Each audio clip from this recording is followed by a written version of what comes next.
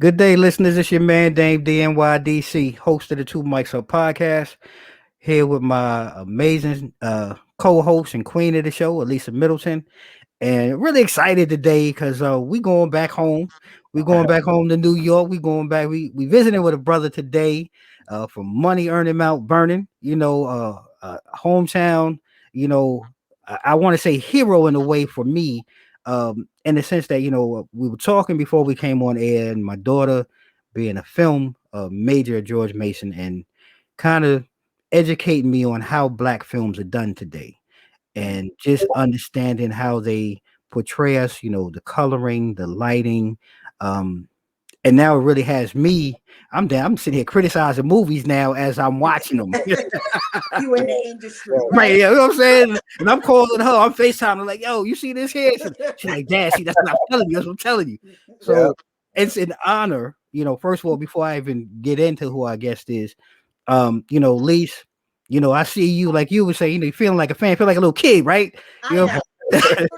I'm not gonna front. I'm a little giddy, you know. It's always good to see, black people elevating. So that's what makes me, a little giddy. And then knowing who this person is, I'm a fan, so I'm a little, I'm trying to be cool Thank you. with it. Yeah, trying to do my best, girl. So you know what, listeners, without any further ado, this gentleman, man, he's been in the game 20 plus years. Actor, writer, producer, film, TV production. I'm going to stop right there and I'm going to go ahead and let this brother go ahead and introduce himself to our listeners. Lawrence, please go ahead and introduce yourself, my brother. Thank you. Thank you. First of all, it's an honor to be here. I'm always down to support our people, regardless, especially on Super Bowl Sunday. And meeting you guys is just bring a real smile on my face. So I'm honored to be here. My name is Lawrence Adisa. Once again, from Money Earning Mount Vernon, New York. All right. We out here in Los Angeles, representing Money Earning Mount Vernon all day. All right. Living out here and just doing the thing, acting, producing, etc. Yes. We love that, man. We really love all that you're doing. And I'm going to slide to the side because Lisa, I see the smile. You go ahead and open up. Go ahead and get your question in there, sis. I'm mad you keep putting me on the spot though, but that's all right. I'm trying to help you out. Well, again, welcome, Lawrence. So good to have you here on the show. Now, I do want to ask, what inspired you to get into acting? Was that something that you always knew, or was there some inspiration behind that? Honestly, no. I was working a dead-end job. I was working at a bank. I was a Marine Milling Bank in New Rochelle. I was like the mailroom guy, and I used to have to deliver mail to all of the departments throughout the bank. And honestly, I hated that job. I hated delivering mail. It just felt like my mom didn't put me on this planet. God didn't put me on this planet to deliver somebody's mail, especially that type of mail. Not like working at the post office, but like at a bank where you made like minimum wage. So I just thought it was a crappy job, and I never really thought about being an actor. I was more about sports and things like that. But I saw a commercial. This is a true story. One of my good friends, Louis Boris from Mount Vernon, we both worked at the bank, and I saw a commercial about, hey, you want to be an actor, blah blah blah, and come to Manhattan, and sign up with us. And believe it or not, that company was like a ripoff company, of course. Dateline actually went undercover. They were called Faces International. I remember that. I remember. Mm-hmm. Faces International. Yeah, Google them. Mm-hmm. And I was a victim. I paid them like $1,500 to be in their magazine that they distribute to agents and producers from the East Coast to the West Coast, all of the studios. And they had people like Bill Cosby on the cover, Michael Caine on the cover. So you would think that they were legitimate because they had these icons on the cover, but in reality, they weren't interviewing these icons. They were just showing their image. Mm. So it was a good bait and switch. I got Mm. suckered in. I paid $1,500 for a photo shoot. That's what they did, and they said they were going to ship this catalog, which comes out quarterly, to all of these agents. Blah blah blah. When I got the catalog, it was about 1,000 pages thick with like 1,000 victims. I mean, they were making a boatload of money, a Wow. boatload. And I realized it pretty early on that it was a scam. And I knew a lawyer in White Plains, and I don't play around, man. If I got taken advantage of, I'm coming hardcore. And I went hardcore. I contacted them. He wasn't my lawyer, but he felt bad for me. Mm-hmm. He wrote them a letter telling them, look, you took $1,500 from my client. You need to make him whole. The lady who was like the branch manager ended up contacting me directly. And this is a true story. She was like, look, Lawrence, I'm sorry what happened to you. I'm going to personally see to it that you get your money back. We can't refund you, but I'm going to help you. And she did. Wow. She Good. she literally, God bless her, she got me auditioned. I booked 2 or 3 commercials. I mean, no, 1 commercial and 2 music videos. And Twinkie Bird, who was one of the greatest Black casting directors on the planet, she was one of the casting directors that casted me in a music video that Queen Latifah was like she was the like the she had a label, and her main artist, I don't forgot the group's name, Mm-hmm. but she was the label head. It was her group, and the lead group of this video, I was a lead man. It was like a romantic scene. It paid me like $500-$600 for a video shoot. Wow.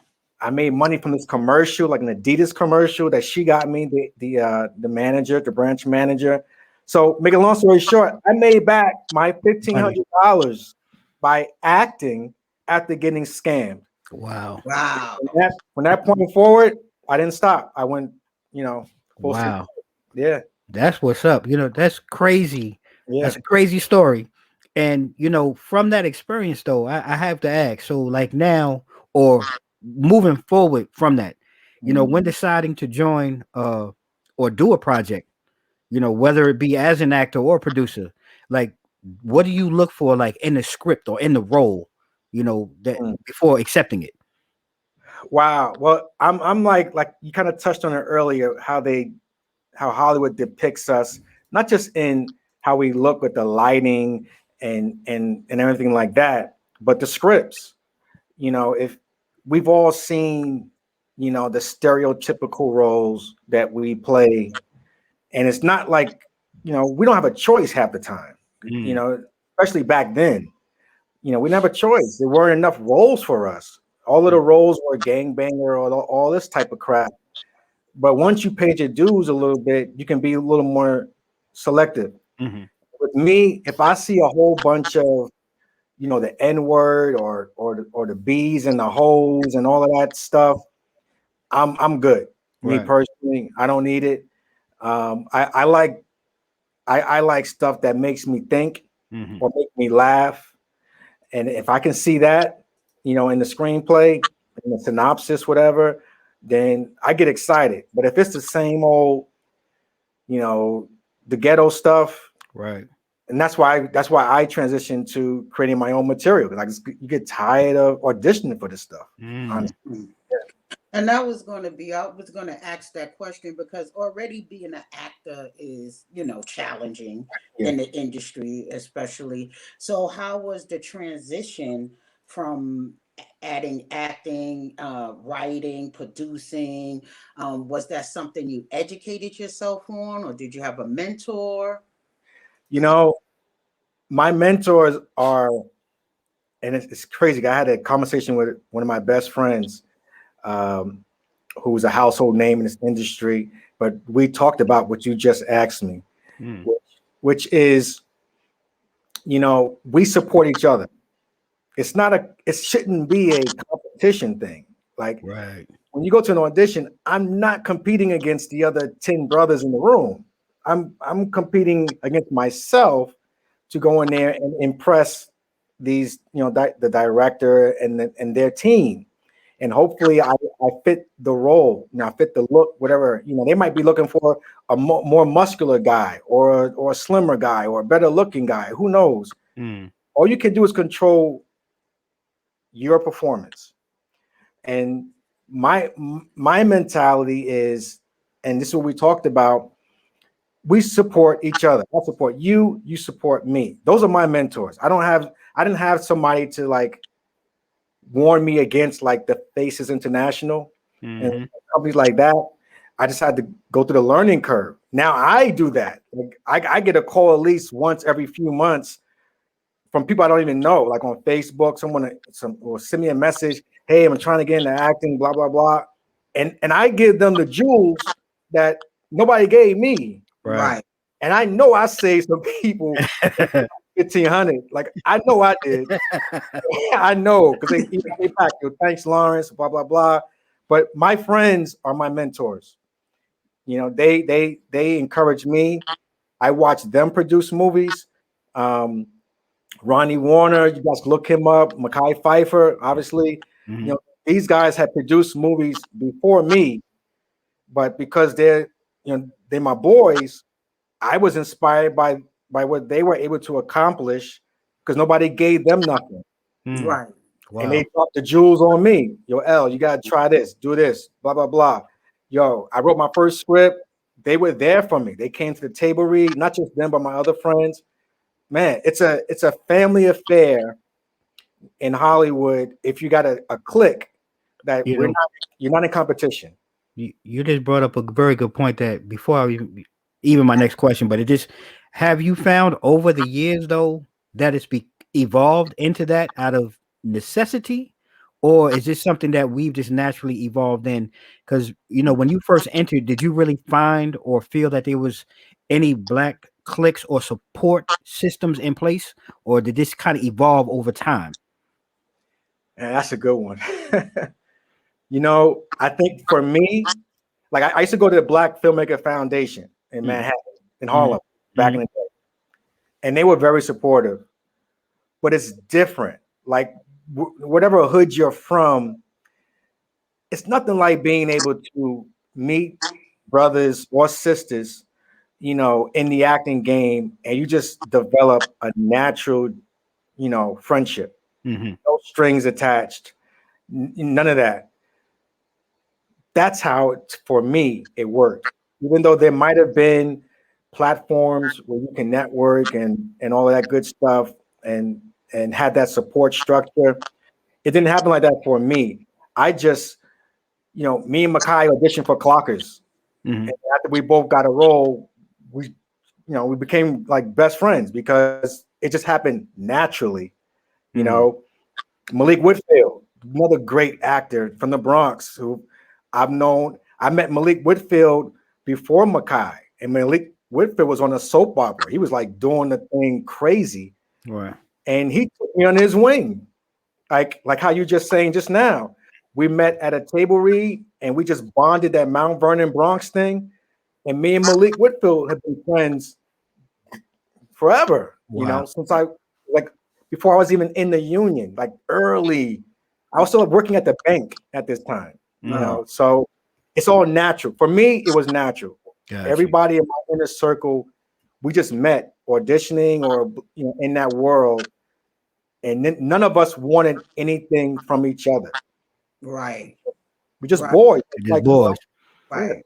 I And get it's that. funny you say that because I heard Tisha Arnold and uh Tisha Campbell, excuse me, Mhm. and Tashina Arnold. Tashina Arnold. Tashina Mhm. Arnold Mhm. Mhm. talk about that, about the competition, that it was never really it was just a known fact in the industry that when it was people of color that were going up against auditions, that they always kind of migrated towards each other, and it wasn't about competition. And that's how you have so many people of color that are actors that really look out for each other Mm-hmm. and kind of stay in this close knit community, Yeah. Hollywood community, if you will, so that if anybody needs anything, you have each other to lean on, because Mm-hmm. sometimes the opposing side or the opposite side is not so forthcoming Yeah. with Right.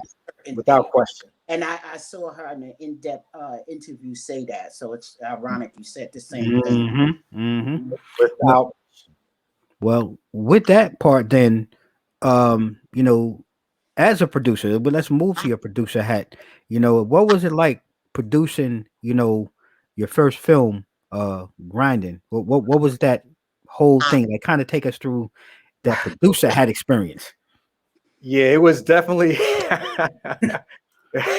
it was an experience. It was an experience. Luckily, I had years of grinding Okay. in the game, and most of the people in the film were part of my inner circle. Regina King blessed me.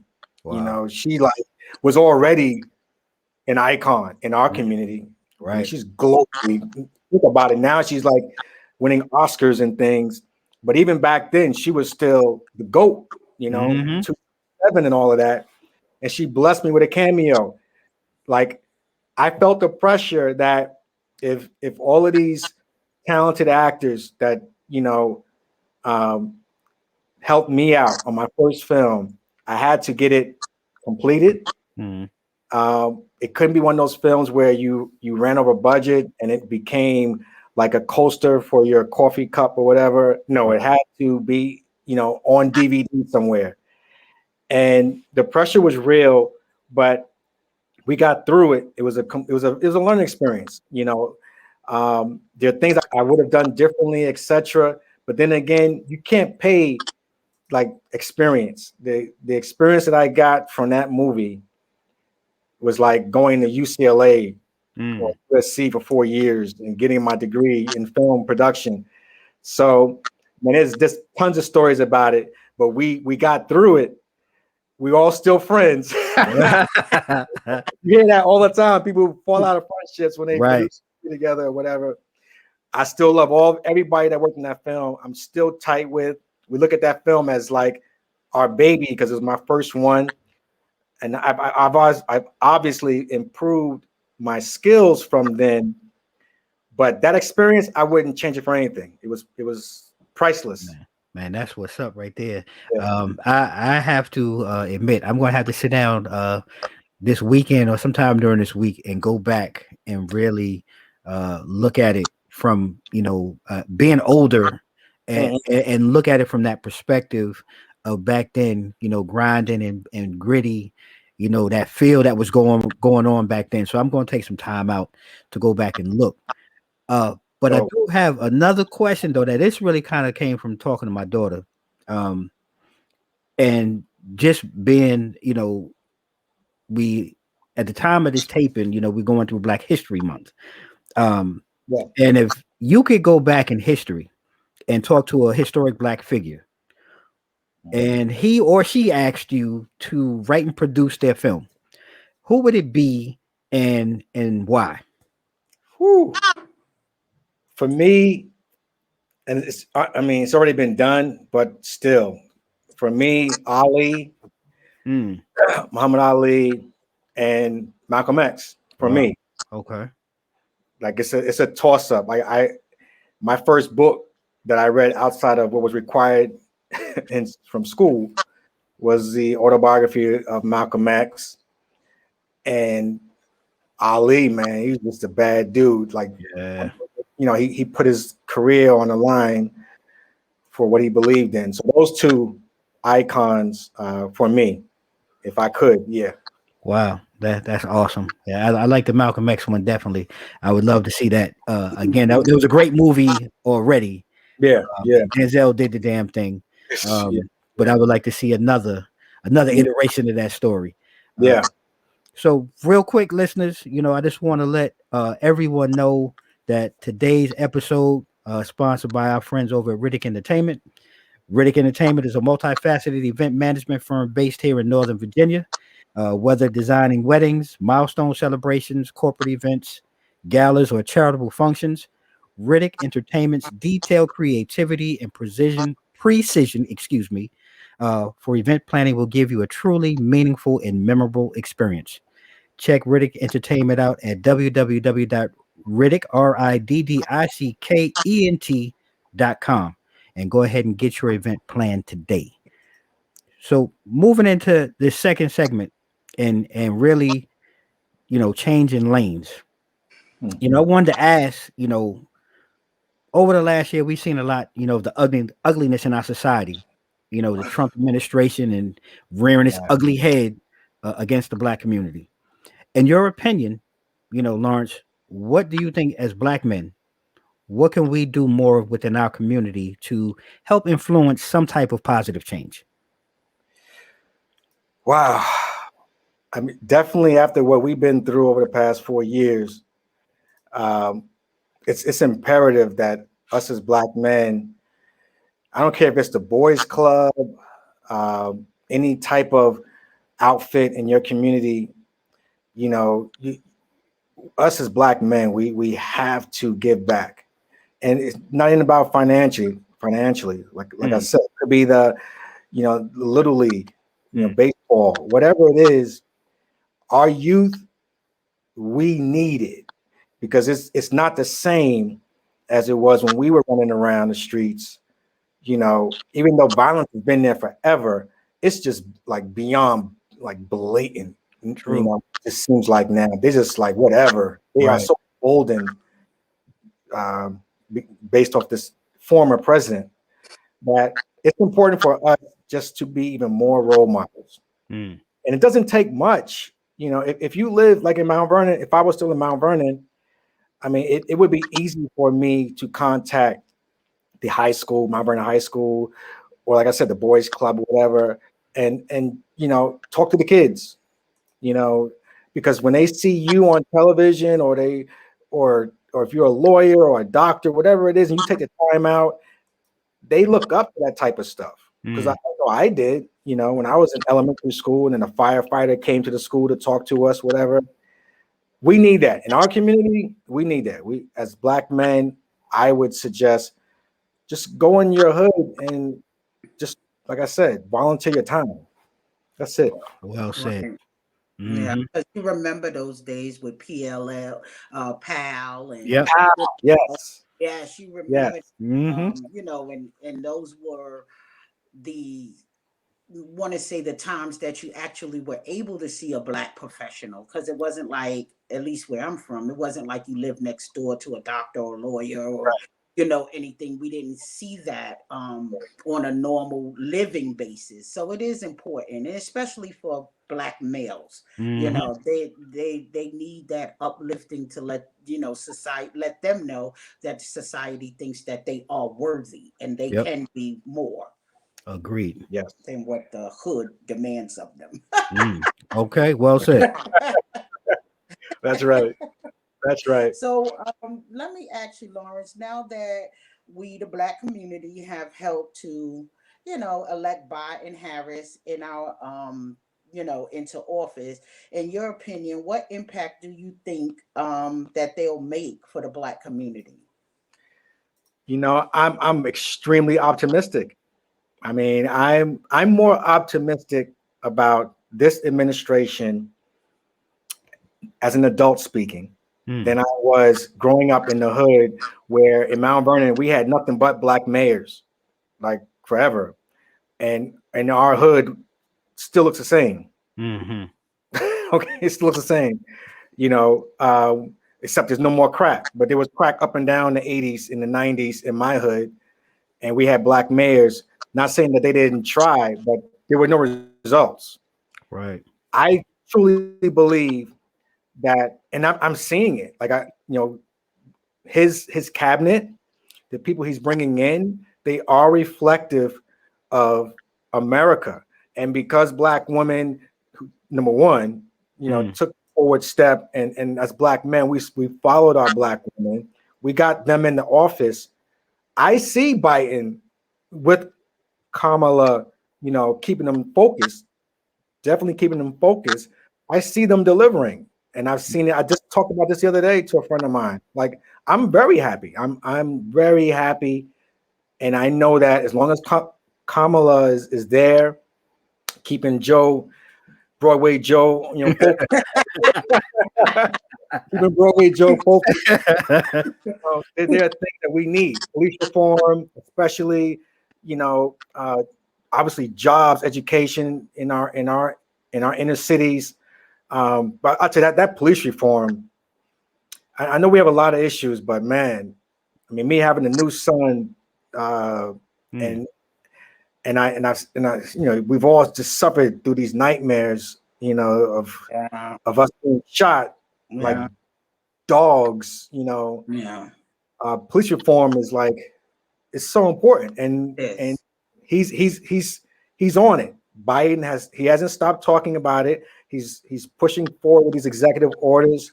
Hopefully, when the midterms come, we get a larger majority in the Senate. So instead of these, executive orders, no, we need something signed into law. Right. And I'm glad that you said that, though, because that was a conversation I was having internally with my wife, and I think, Lisa, we kind of touched on it last week off the air. Like, how long? Like, because you brought up a good point. So the midterm elections, and we're talking about a time frame. But my thing is, like, how long are we really? And I don't want to say comfortable, because in my opinion, I think we've waited enough. In my opinion, I'm a little bit more on the aggressive side right now. I want to continue talking about it. I want to keep pressing the issue. But then there's that side that says, well, give the man a chance. Let's see what he does. And I'm like, well, how long do we really wait? Because I look at it, this pandemic ain't going away. The next thing we'll be on COVID-25, and the vaccines are not working. So things in Congress and they get pushed to the side for other things. Yes. Right. So my question, like, how long do we really wait? And there's no perfect answer. Right. But how long are we willing? And I think you bringing up the midterms. I think you're the first person that I've heard actually give a target. But and I'm going to ask Lisa this, really, like, do you think that's too long? I do. You do? Okay. I do. I think that is too long, simply because our issues are pressing issues, and our issues are what voted you into the office. Right. So when you said, don't worry, Black people, I have your back, then I'm expecting within your first 100 days that we start getting policies, like Lawrence said, laws, and enacting change immediately when it comes to us, because our conversation with the United States of America is very different than other people's conversation. Not to take away from anyone's plight or anyone's fight, but ours is long lasting, and it is a personal conversation between Black America and the United States of America. So don't count me in policies when we start talking about POC, people of color, or, other things. My issues are specific to my nationality. They are specific to my skin color. So I need those issues to be done. I need them to be done expeditiously, because, as you see, like Lawrence said, police reform is needed now. We just watched a 9-year-old girl get pepper spray. Right. It's crazy. With her hands behind her back in a police car. It's crazy. With And 6 adults. it was 6. Because it was 6 adults on there. Now, even if you pulled her in, if she was halfway in, refusing to get in, pulling her in and closing the door, she's handcuffed. Okay, so as a police officer, to secure the threat, you handcuff people. So she was handcuffed and placed in the car. There was no further threat from a 9-year-old. So the culture It's the culture of policing. So I don't Mm, want to hear about bad apples. I don't mm. want to hear about this. I don't want to hear about that. We need the culture of the police department to change because they did not see her as a 9-year-old child. True that. And just as a side note, and I just have to because it's fresh on my mind, and I apologize, but Lawrence brought up another great point. As a dad, now with a young son, unfortunately, I don't have a son. Mm-hmm. Um, and I know what it's like being a black male in America. But now that being a dad and having a young male son, like, what do you think? Because we grew up in a different era and things a little bit, but how do you think, or what's the best way for men to have conversations with their sons? I don't want to disrespect our daughters, but Right. our men are being targeted like our women, but the savagery towards our men is still ongoing. And what conversation do you think you would be having with your son in today's America? Wow. It's pathetic, but it's like a life or death conversation. Mm, Like I literally think about that like all the time. Unfortunately, when I watch the news, like I mean, like you said, the 9-year-old girl getting treated like a dog. mm, So my son, God willing, first of all, he's going to be educated. He's going to know the history. He's going to know that unfortunately, this is how they look at you. Like he's going to know who Public Enemy is. He's going to mm, know who KRS-One is. He's going to know who Malcolm X. He's not going to have to worry. No, I'm sorry. He's not going to have to rely on school to right. educate him. Right. He's Right. going to know what time it is when he leaves the house or what he's dealing with if the cops pull him over. Mm, Right. And like you said, all that bad apple stuff. Nah, we know, and they're blah. Bad apples. mm, It's corrupt. It's correct. corrupt. It's slavery. Right. Mm, I mean, they are the same people that were slave catchers 400 years ago. yeah. It's like, come on. So we have to educate our young children, our sons. Mm-hmm. I have to educate him. He can't be like delusional, or he can't. He has to know what time it is. Look, they don't like you. So Right. that's how you have to protect yourself. They don't like you. Mm, Unfortunately, yeah. And that's the sad thing about children because they're so innocent and loving.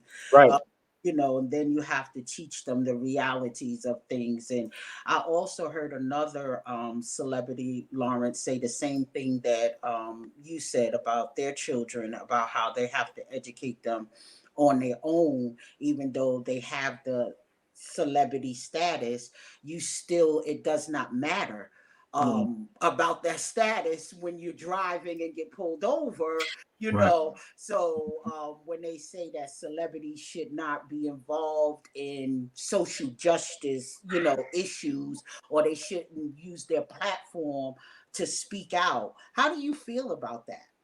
Man, I love LeBron James. Me LeBron too. James is like my Muhammad Ali. How I looked at Muhammad Ali back in the day. Without LeBron James and the fellas that are in the same boat as him, where would we be? Mm, I mean, I don't even care about how many championships the guy has won. We need more LeBron James of the world in the entertainment in the sports arena.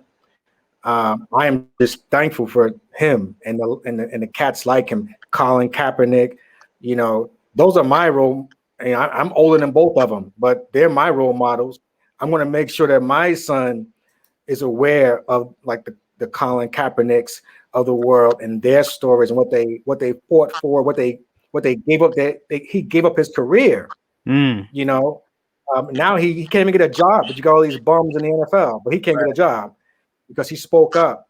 So no, we need more of the LeBron James type of athletes that speak up. And then there's a lot of WNBA athlete yep. ball players that speak up. You got to give props to the women out there, especially in the WNBA. Yep. So yeah, with the athletes, please don't stop. Mm, Mhm. I Don't agree. stop. Yeah. I agree. So to even take another right turn and change lane, we're gonna talk about the pandemic real quick, and I want to get your thoughts on the current state of the pandemic. A, and out of curiosity, B, um, would you take the vaccine? I would take it. Haven't taken it yet, but I will take it. Once I see people that look like me taking it, and I believe it's been available for a month or two now. I'm not sure, but I didn't want to be first in line. With the Tuskegee experiments and all of that stuff. I didn't want to be first in line. Uh, but when I see that, my people have taken a shot and they didn't die 2 weeks later or whatever. I'm really not into the conspiracy theories type of thing. If I see my people taking it, my neighbors, my doctor who's actually a black doctor, if I see them taking it, then I feel more, secure. And I have seen once again with Biden and Kamala, that administration, they're at least making an effort to an organized effort to combat this thing that, like you said, it's not going to just disappear, Right. but they are making an effort, that you can see. You can see an outline. You can go to whitehouse.gov and see they actually have a plan to fight this. And no matter how long it takes, my job is to protect me and you. So I'm wearing my mask because I don't want you to catch anything from me, and I don't want to catch anything from you. Right. And if just do that little simple thing. It can help. It can't make it worse. Right. Right. That's right. Very well said. How is the speaking of the pandemic, how has that impacted your studios? Were you slowed down a bit, or do you have any new projects coming up? Yeah, we were definitely shut down. With independent films, if someone catches COVID, especially your lead actor, your director, and they're gone for a week or two, there goes your budget. Where studios, my buddy was telling me yesterday, he's on two TV shows right now, 2 studio shows. So they have money. So they have section A, section B, section C, section D, where you get your COVID daily, 2 times a day, blah, blah, blah. They can afford to be extra careful. When you're shooting independent films, you don't have that type of budget. If you're relying on your lead actress or actor to wear their mask when they're not on the set, if they don't come in tomorrow because they have COVID, you have no more film. Wow. So we can't take that. We couldn't take the chance, to start shooting. But now that Biden is in that administration, I'm optimistic that at the very least, we'll see a decline. We'll see what is it called? CVS, the store CVS. In LA, they're allowing them to give the vaccines to people now. So they're making it more available. I have a horror film. I want to see the horror film. And, we have the budget and everything. I actually put a post out where I'm actually giving writers who, normally would have to try to shop their script to the studios. I'm actually taking submissions. Nice. Exactly. Yeah, taking submissions now. I've been getting them too, and that will give them an opportunity, and they're getting paid for it. Paying for their rights to their script to shoot a horror film, which I'm going to shoot this year. I'm just waiting for, a little more, I guess, confidence in the pandemic when it comes to protecting ourselves. Got it. I'm not there yet to start production, and then we get shut down. But well, I totally understand that. And look here, listeners, you heard it here first, man. We're going to let this brother give out this information. If you are a writer, this is a golden opportunity to get yourself, recognized, seen in the door. Man, look, I wish I was a writer. Because I sent, as soon as I saw it, I sent it to my daughter, and she sent it to some of her friends that she wrote with in school. So I'm hoping that they are submitting stuff to you. But really, even on that, before we go, and I do have that. What why a horror movie? What drives you to want to do a horror movie? Well, my wife, she hates horror movies. Me too. She hates them, and I love them because I get to escape. Ah, They're not real, so I get to escape. I get to just. Most of them are corny, but then you get a good one like a Friday 13th or one of them joints, and it's like they become a chain. They're easy to shoot. All you need is a house, a murder, a killer, and a couple of lead actors. You can shoot a horror film in one location primarily for an independent filmmaker. That's beautiful. That's beautiful. So they're much easier to shoot.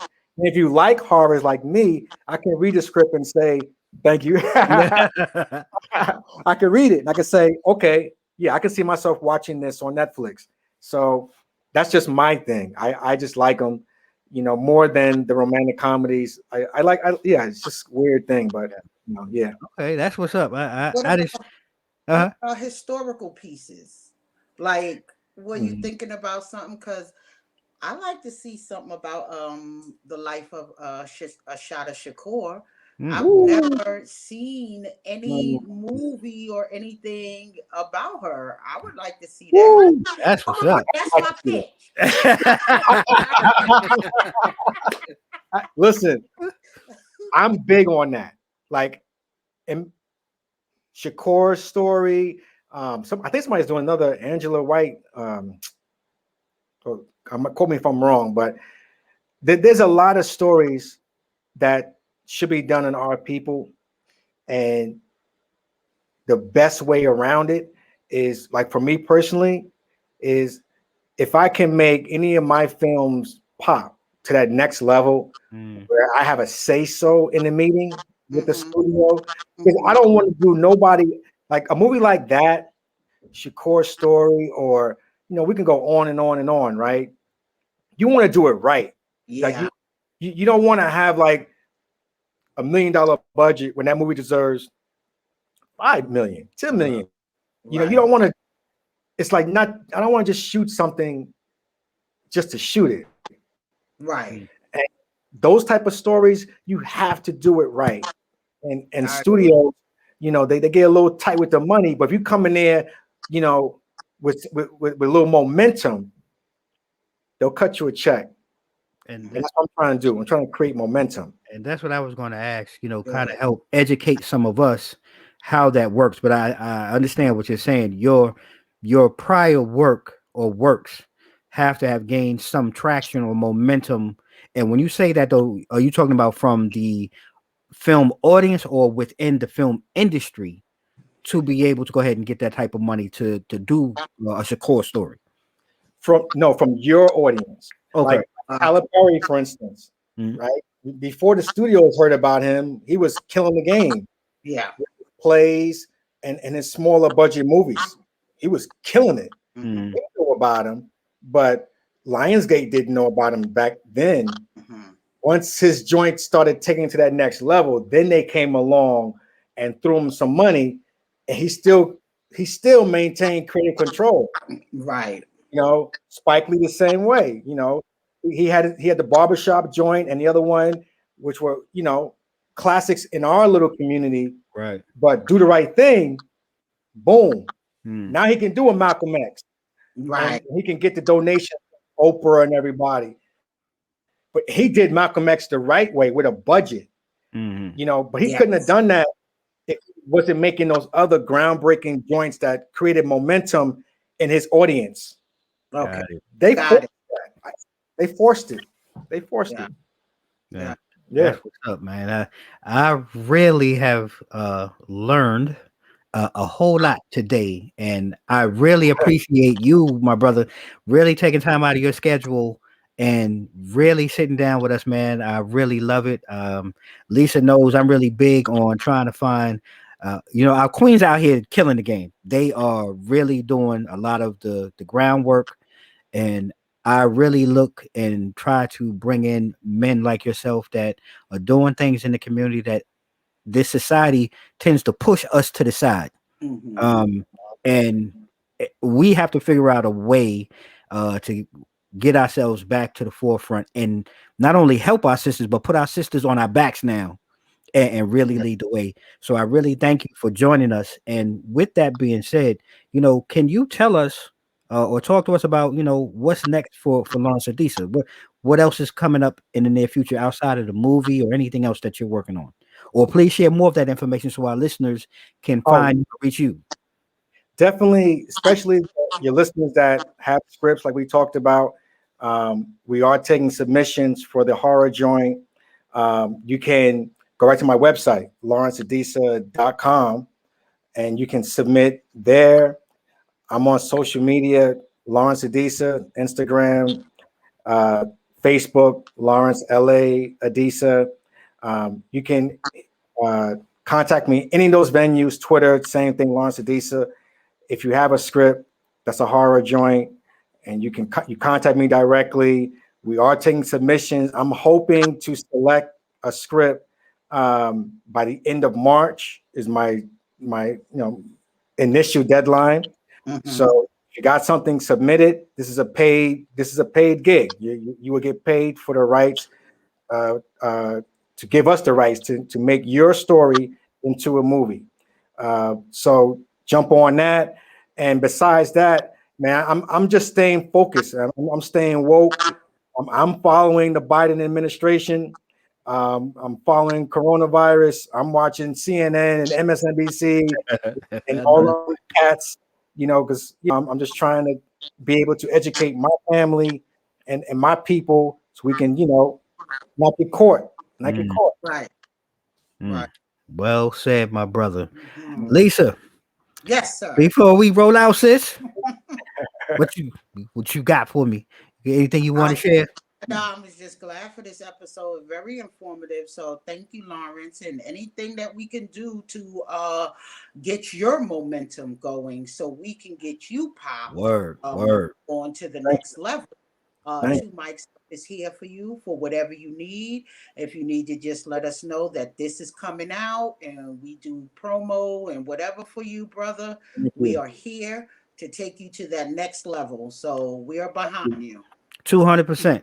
Guys. Appreciate you guys, man. This is a blessing in itself, and I'm just so glad to be a part of what you guys got cracking. It's beautiful. It's beautiful, and I will be staying in touch, no doubt. Dame, appreciate you. Lisa, I appreciate you. Thank you, guys. You No, can thank you. feel free to give me a little cameo if you uh, Okay, all you right. know, Be scared now. real, Don't be scared. real talk. Hopefully when this pandemic breaks, man, we do come back and forth. I know you in LA, but somehow, some way in the future, I would really love to be able to have the pleasure of meeting you in person. It really is an honor. We really need to expand, our horizons in our community and the men and women that are doing things like you are, presenting us in a light, uh, our light that really shines and resonates with our community. So thank you, Lawrence, again. Thank Um, you. at this point in time, you can always follow Two Mics Up online at www.twomicsup.com.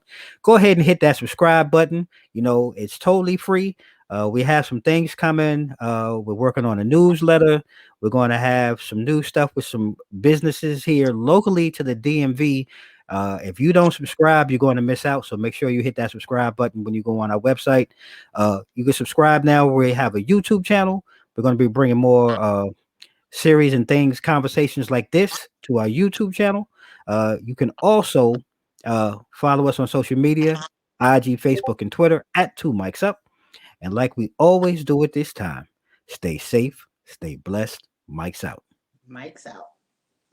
Peace.